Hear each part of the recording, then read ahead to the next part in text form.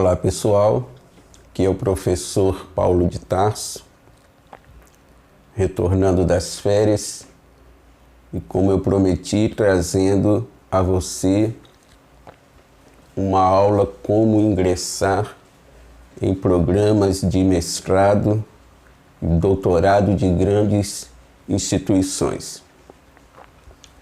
Eu vou lhe passar nesta aula 4 dicas, 4 estratégias que você pode usar para ser bem-sucedido em processos seletivos de grandes instituições. Esta aula, ela vai capacitar você a concorrer em processos seletivos de grandes instituições, que têm nota máxima no MEC, que são muito concorridos, e você, utilizando essas estratégias que eu vou lhe dar aqui, você vai aumentar de forma significativa as suas chances de entrar no programa. Não quer dizer que quem não utiliza essas estratégias não entra. É claro, a pessoa, ela pode ter um projeto muito bom, ela pode ter uma temática que a academia tenha interesse em trabalhar e ela pode estar muito bem preparada. E por isso, tanto quem utiliza essas estratégias como quem não utiliza tem chances. Mas com certeza, se você aliar essas estratégias que eu vou lhe dar a um bom projeto de pesquisa, as suas chances vão aumentar consideravelmente. Eu peguei 2 instituições de ensino top de linha. Peguei os editais dessas 2 instituições, coloquei lado a lado, fiz uma síntese do que os 2 editais pedem e, a partir daí, eu vou então aqui te dar 4 estratégias para você utilizar durante o processo seletivo. Você precisa entender que para entrar em um mestrado é por meio de edital. O edital é publicado e lá no edital tem as regras que você tem que cumprir, as etapas para que você então ingresse no programa. Pegando então esses 2 editais dessas 2 instituições de ensino, eu então preparei aqui algumas dicas para você. A primeira dica é que o edital, ou quando você entra no site dessas instituições, você tem que escolher, definir uma linha de pesquisa. Então, a primeira estratégia aqui é a definição de uma linha de pesquisa.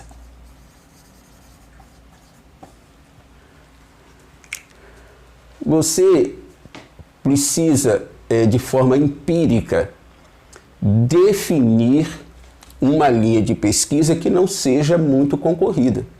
Porque quando você abre lá, existem várias linhas de pesquisa.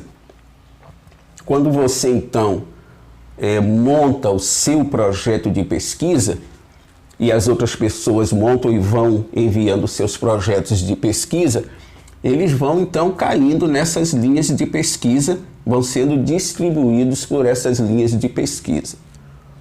Há linhas de pesquisa que recebem muitos projetos e outras linhas de pesquisa que recebem menos projetos. Você deve então, de maneira empírica, identificar uma linha de pesquisa que não seja muito concorrida. Assim, se essa aqui, por exemplo, recebe 60 projetos, você pode eleger uma linha de pesquisa que receba, por exemplo, 22 projetos. Mas isso é uma decisão que você faz de maneira empírica. Você olha, você tem ciência da sociedade que você vive, das temáticas mais recorrentes e atuais, e elas com certeza estão contempladas nessas linhas de pesquisa. Você então pega uma linha de pesquisa que ela não esteja tão em evidência, que com certeza ela vai receber menos projetos do que aquelas que são mais concorridas. Isto aqui nos leva a um segundo ponto, que esse segundo ponto também ele é muito importante.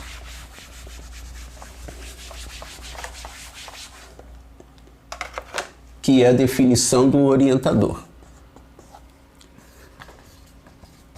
Essas grandes instituições, porque veja, esta aula que eu estou te dando é para você entrar numa instituição top, com nota máxima no MEC, para que o teu diploma ele tenha peso no mercado, certo?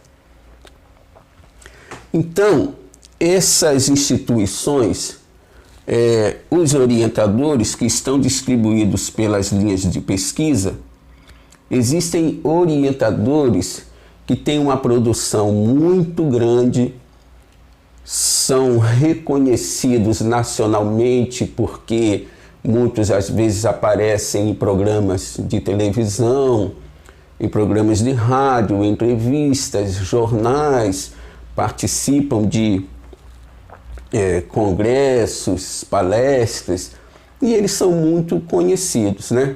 Eu fiz o meu mestrado e o meu doutorado na PUC e constantemente eu esbarrava lá com algumas pessoas que estavam em evidência na mídia e eram professores lá. E eles caminhavam lá e as pessoas, né, muito concorridos, sempre muito concorridos, e geralmente quando você vai escolher um orientador, é importante que você não escolha um orientador muito concorrido. Por exemplo, você vai entrar numa instituição X, então você vai entrar numa instituição X e lá tem um ou dois orientadores muito concorridos e tem lá, por exemplo, um orientador, vou criar aqui um nome fictício, Lutero Lima.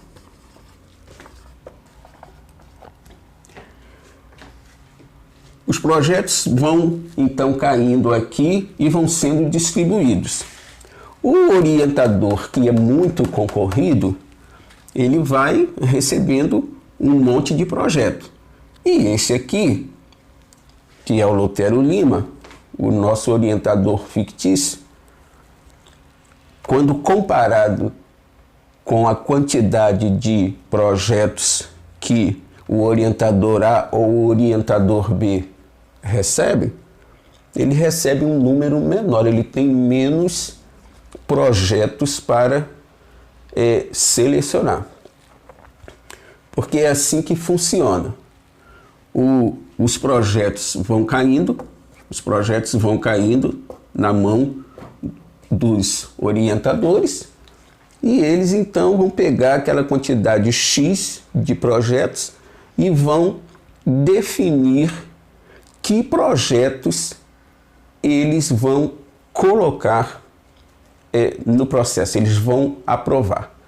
Então, supondo aqui que o Lutero Lima, por exemplo, receba 30 projetos. Ele vai pegar esses 30 projetos e ele vai começar a olhar os projetos e vai ali separar o joio do trigo, né? Ele vai definir desses 30 quais são os projetos que vão de fato estar aprovados a participar do processo.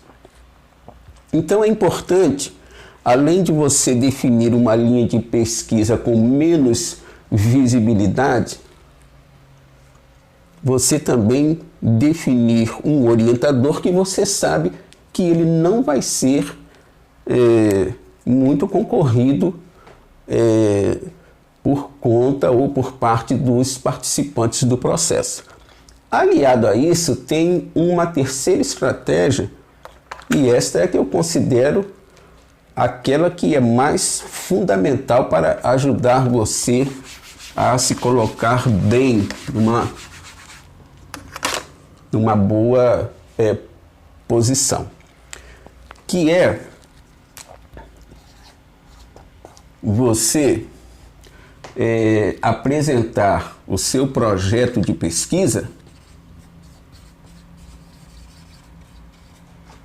alinhado às pesquisas que o orientador que você escolheu trabalha.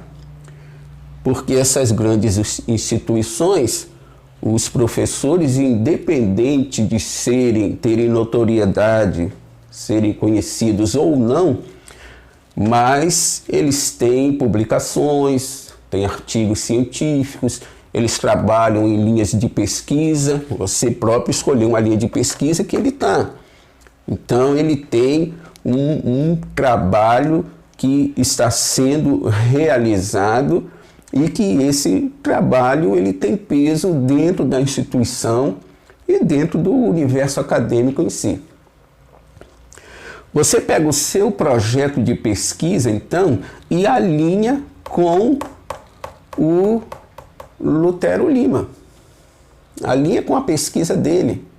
Veja o que ele escreveu, pegue os artigos que ele escreveu, imprima, leia os artigos que ele escreveu, algum livro, veja quais são as áreas de pesquisa que ele atua, o que ele está pesquisando atualmente, o que ele está fazendo, e pega o seu projeto de pesquisa e alinha com a pesquisa dele. Você vai lá para cima.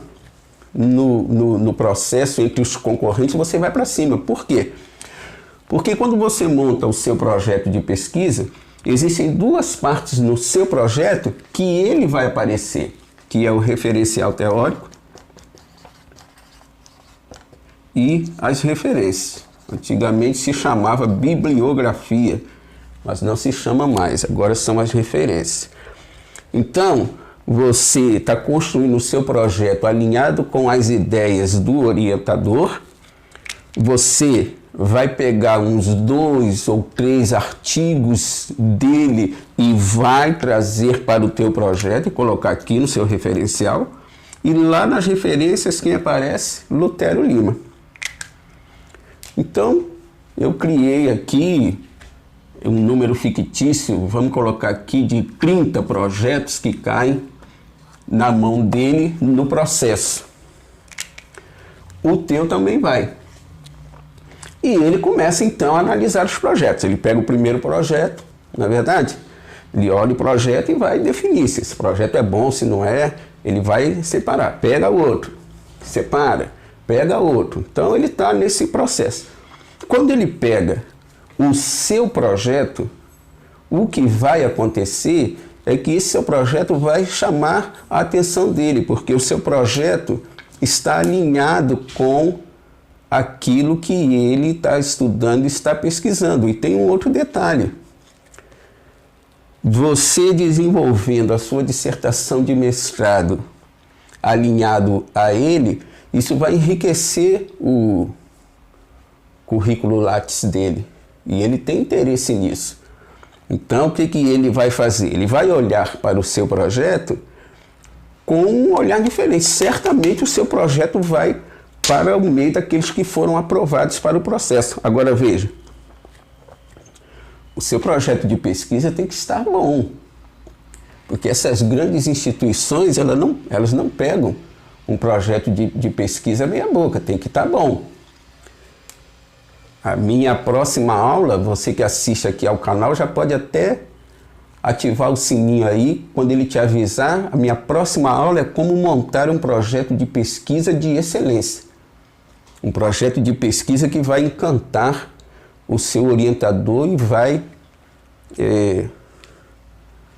produzir um resultado positivo para você. Porque não adianta nada disso que eu estou te falando se você faz um projeto fraco. no meu doutorado, uma vez conversando com a minha orientadora, o assunto foi essa questão de processos seletivos. E ela falou para mim de forma muito clara que uma das coisas que atrapalham demais o aluno que quer ingressar no programa é porque ele não sabe fazer projeto de pesquisa. O projeto de pesquisa vem fraco. E fraco tanto na sua estrutura, né, porque o projeto de pesquisa ele tem uma estrutura, como também na escrita. O referencial ele utiliza uma bagagem científica e técnica fraca. Então você que quer um projeto de pesquisa top, que quer um projeto de pesquisa com peso para você participar de um processo seletivo, você assine o canal e ative o sininho, porque a outra aula que eu vou, ou a próxima aula que eu vou subir aqui para o canal, é como montar um projeto de pesquisa com excelência. Bom, o que vai então acontecer? Chegamos então até aqui. Eu falei que eu vou te dar 4 estratégias, na verdade? Então você já tem então de forma empírica a seleção de uma linha de pesquisa menos concorrida. Você tem também um orientador que não é de grande visibilidade, não é verdade? Não é famoso, não é muito requisitado. Então, enquanto o seu orientador recebe 30 projetos, o outro que é muito requisitado está lá com 80 projetos. Então, as suas chances, é evidente que as suas chances são maiores. Você está alinhando o seu projeto de pesquisa à mesma linha de pesquisa do seu orientador. Você está trazendo o seu orientador e a sua área de pesquisa para dentro do seu projeto. Você está jogando ele, por exemplo, lá no seu projeto, lá no seu referencial, conforme propõe Lutero Lima, ao refletir essa questão, tal. O autor assim sinaliza, tal. Outra questão importante trazida por Lutero Lima, tal. Quer dizer, quando ele ver isso, ele vai dar um status diferente ao seu projeto. Você, no processo, você vai lá para o topo. A quarta questão, e essa também envolve o orientador, é a participação na entrevista, porque o processo seletivo ele vai definir pelo menos 4 partes que você precisa fazer para você ser bem sucedido. E 2 partes estão aqui: o projeto de pesquisa e a entrevista. Na entrevista, quem vai estar lá sentado para entrevistar você? 3 doutores. 3 doutores. Entre os 3, o Lutero Lima está lá. Então é o Lutero Lima com mais 2 doutores. Uma pergunta que vai cair para você, porque tanto no meu mestrado, como no meu doutorado, como no dos meus amigos caíram, por que você resolveu pesquisar esta temática? E você mais uma vez exalta o orientador. Mais uma vez você traz ele para você e leva você para ele, né? Alinha você com ele, porque você vai ressaltar a questão da temática ser importante, e que você, lendo alguns autores, entre eles o doutor Lutero Lima, que trouxe contribuições importantes para ampliar a sua visão sobre a temática, ou seja, você está trabalhando com o seu orientador, tanto no projeto quanto na entrevista, né? Demonstra admiração por ele, demonstra a honra de ter ele como seu orientador, que vai ser uma honra para você, porque você respeita o trabalho dele, você admira, você gosta, você leu todos os coisas, cita alguns, né? Se você, por exemplo, lê um lá muito legal, por exemplo, no artigo tal, quando ele publicou assim, e ele vai então perceber que você está de fato alinhada com ele. Aí chega um outro aluno que não está alinhado com ele, chega um outro que não está, também tem chance, também podem ser aprovados, mas com certeza absoluta, o seu projeto, por você ter utilizado essa estratégia, as chances de você ingressar no programa, elas aumentam de forma muito significativa. Então é isso que eu queria falar com você, para você adotar essas estratégias, né? Para que você possa aumentar as suas chances em um processo seletivo para mestrado. Quero dizer para você que eu tenho um trabalho já há muito tempo de revisão de textos, um trabalho de correção de projetos, revisão de projetos de pesquisa, ajudo alunos na confecção desses projetos quando tem dificuldade. Você está vendo aí na tela a chamada que eu tenho no meu Facebook para esse trabalho e de maneiras que você, na montagem do seu projeto de pesquisa ou outro trabalho acadêmico qualquer, que você precisar de um suporte técnico, científico, acadêmico, você pode contar comigo. Quero dizer, então, que a nossa próxima aula, nosso próximo encontro, vai ser como montar um projeto de pesquisa de excelência. Espero ter lhe ajudado e lhe desejo boa sorte no processo seletivo. Até mais.